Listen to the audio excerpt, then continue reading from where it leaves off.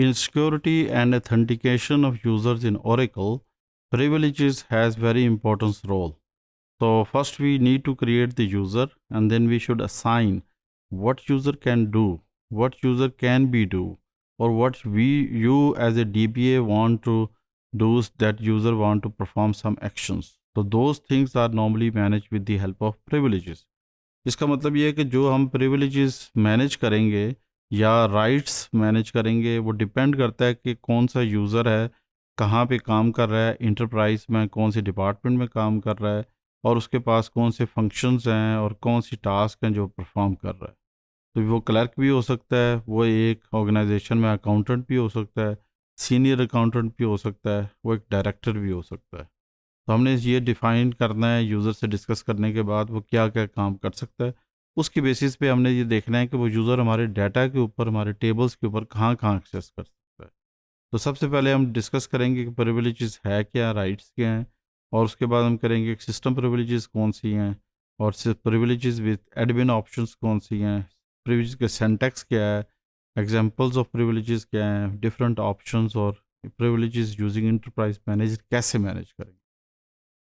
Types of privileges हमारे पास दो तरह की हैं, एक है सिस्टम और एक है ऑब्जेक्ट। ऑल्दो कि हमारे पास थर्ड टाइप रोल है जो कि कलेक्शन ऑफ प्रिविलेजेस है, लेकिन हम वक्ती तौर पे इसको सिस्टम और प्रिविलेज, सिस्टम और ऑब्जेक्ट में डिफाइन करते हैं। तो सिस्टम प्रिविलेज में हम करते हैं कि enable users to perform particular actions in the database. In the database का मतलब ये है कि यूज़र का कुछ इंफॉर्मेशंस या कुछ ऑथेंटिकेशन सेशन के साथ है, या इसी तरीके से यूज़र की कुछ टेबल स्पेस के साथ कुछ इंटरेक्शन है, तो इसको हम कहेंगे system table, system privileges. Object privileges are normally directly manage with the objects just like tables, sequence, procedures, functions. तो इस वजह से हम ऑब्जेक्ट को ऑब्जेक्ट के साथ लिंक करते हैं, और सिस्टम को हम उन कमांड के साथ हैं जो डायरेक्टली डेटाबेस के साथ मैनेज होती हैं। More than 100 distinct system privileges हमारे पास अवेलेबल हैं। Any keyword in privilege signifies the user that privilege in any schema. इसी तरीके से ग्रांट हम वर्ड यूज़ करेंगे कि जब हम किसी को देते हैं कोई प्रिविलेज या रोल, और रिवोक हम रिवर्स फॉर्म में करेंगे, अगर हम वो दे चुके हैं, how we can cancel it back, how we take it back. इसका मतलब है कि अगर आपने कोई ग्रांट दे दी है या आपने कोई प्रिविलेज दे दिया with the help of grant, तो उस रिवोक कमांड से आप उसको वापस ले सकते हैं। अब हम एक एग्जांपल्स के थ्रू इसको हल करते हैं, या इस इंफॉर्मेशन को थोड़ा सा अंडरस्टैंड करने की कोशिश करते हैं कि एक एग्जांपल के थ्रू हम इसको कैसे मैनेज करेंगे। DBA grants the create table system privilege to mister Jiff. तो DBA जो है वो जिफ को ग्रांट करता है, और इसके बाद ये हम चाहते हैं कि जिफ जो है वो खुद ये कोई भी प्रिविलेजेस या इस तरह की इंफॉर्मेशन नेक्स्ट यूज़र एमी को दे दे। तो इसको हम एक ऑप्शन यूज़ करेंगे जिसे हम कहेंगे एडमिन ऑप्शन, और जिफ क्रिएट्स अ टेबल।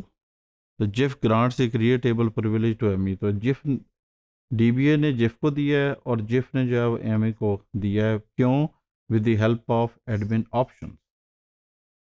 अब इसी तरह एमी जब क्रिएट टेबल करता है तो DBA revokes the create table system privilege from Jiff. तो DBA जो है वो कहता है कि जी नहीं, इसको हम कैंसिल कर देते हैं जिफ से।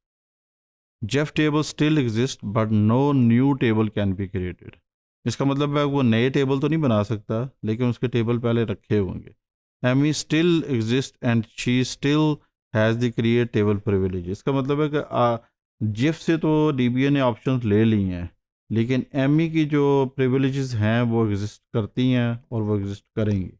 तो this is how we can manage system privileges with the help of admin option. इसका हम सिंटैक्स देखते हैं ग्रांट का, जब हम प्रिविलेजेस मैनेज करते हैं। सिंटैक्स में हमारे पास ऑप्शन है ग्रांट ऑब्जेक्ट प्रिविलेज, या हम ऑब्जेक्ट का नाम देंगे। ऑन स्कीमा दे सकते हैं अगर डिफ़ॉल्ट स्कीमा नहीं है, और इसी तरीके से टू, रोल, पब्लिक, या इस डिफरेंट ऑप्शंस हम मैनेज कर सकते हैं। Let's see few examples. Grant select on EMP to U test. तो हम एक यूज़र बनाते हैं यू टेस्ट के नाम से, और फिर हम कहते हैं जी कि ये यूज़र जो है वो सिलेक्ट और अपडेट इस टेबल पे कर सकता है। और इसी तरीके से ग्रांट सेलेक्ट ऑन VEMP, हम एक व्यू बनाते हैं, और उस व्यू के बेसिस पे हम कह सकते हैं कि ये यूज़र मैनेज कर सकता है ये पर्टिकुलर प्रिविलेजेस। तो इसमें हमने इनको जो प्रिविलेजेस दी हैं वो सारी की सारी ऑब्जेक्ट बेस्ड प्रिविलेजेस। अब हम ये देखते हैं कि ऑब्जेक्ट प्रिविलेजेस ऑप्शंस में हमारे पास क्या चीज़ अवेलेबल है।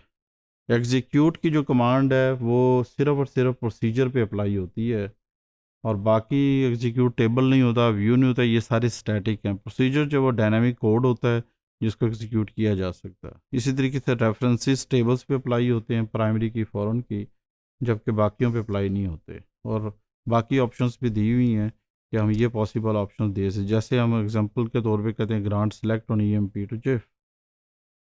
प्रिविलेजेस जो है वो इंटरप्राइज ओरेकल मैनेजर पे और इंटरप्राइज मैनेजर ओरेकल पे हम दे सकते हैं।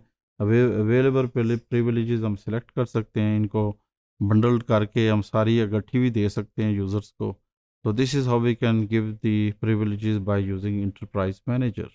इस वक्त हम लॉगिन सिस यूज़र से हुए हैं और हम ये करना चाह रहे हैं कि हमारे पास एक यूज़र है, और इस यूज़र का मतलब है हम एक यूज़र क्रिएट करते हैं, डमी यूज़र।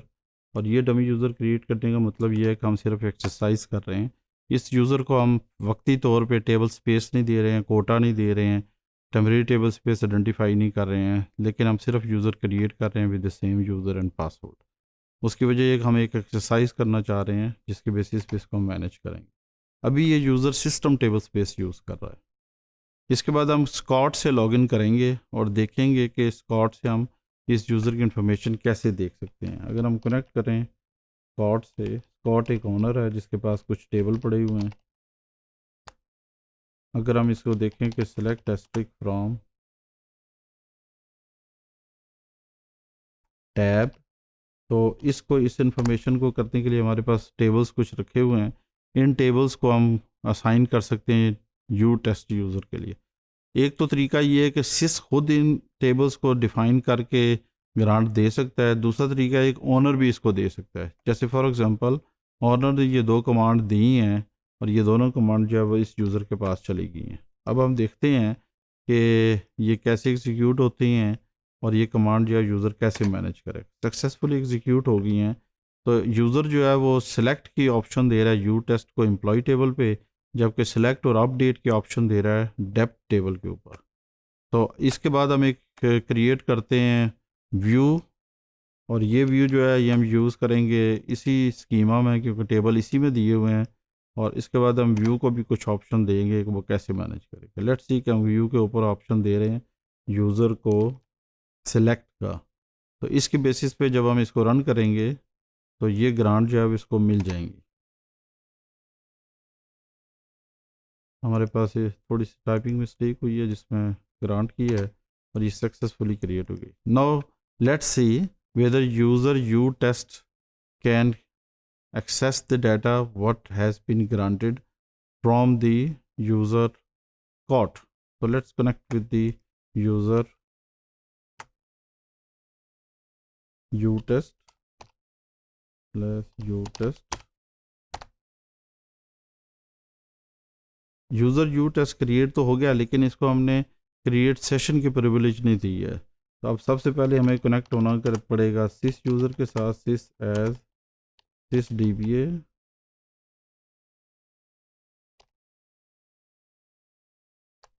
अब हम इसको करेंगे ग्रांट सिस्टम प्रिविलेज, हम देंगे इसको create session to U test. इसका मतलब यूज़र हमने क्रिएट कर लिया था लेकिन उसके पास सेशन की ऑप्शन नहीं थी जो कि वो यूज़ कर सके। इसके बाद हम इसको कनेक्ट करेंगे यू टेस्ट से।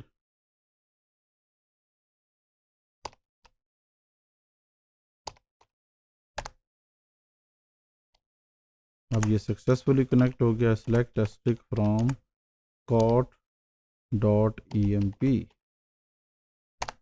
अब आप देखिए कि हमने कॉट के टेबल को एक्सेस कर लिया है, जबकि इस यूज़र के स्कीमा में इस वक्त कोई टेबल अवेलेबल नहीं है। अब आप देखें आपको बता रहा है कि नो रो सिलेक्टेड, लेकिन ये यूज़र स्कॉट को एक्सेस कर रहा है, उसको मैनेज कर रहा है। इसी तरीके से हम लिख सकते हैं select asterisk from Scott dot V underscore E M P. तो एक व्यू भी हम इसको देख सकते हैं इस फॉर्म।